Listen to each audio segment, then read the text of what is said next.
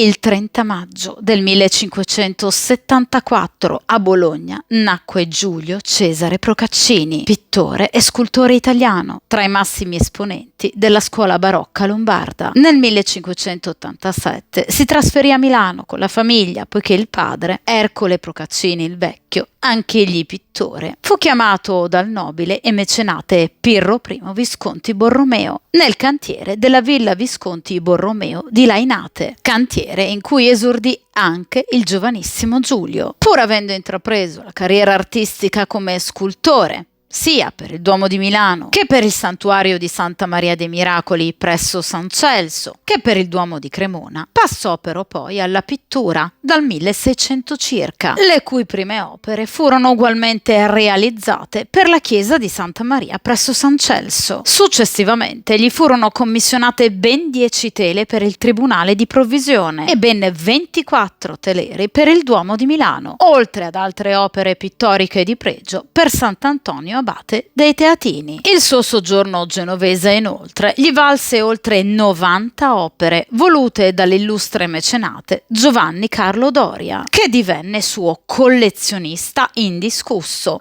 oltre che per la Santissima Annunziata del Vastato. Successivamente fu chiamato anche a Torino per alcuni lavori a Palazzo Ducale per i principi di Casa Savoia. Assieme al Cerano ed al Morazzone dipinse il famoso quadro delle Tre Mani, affermando così il proprio primato tra i pittori lombardi del Seicento. Percorso artistico e primato del Procaccini, che furono da sempre caratterizzati da un'intensa espressività, raffinata eleganza e sensuale morbidezza, atmosfere bruno-dorate e scene vibranti. I soggetti dei suoi dipinti, seppur sempre e solo a carattere religioso, sono immortalati in pose di sofferenza, estasi, rabbia, malinconia ed altre emozioni tremendamente umane, che vengono magistralmente evidenziate da lineamenti, sguardi ed espressioni facciali di un realismo e perfezione esecutiva tali da sembrare non semplici dipinti,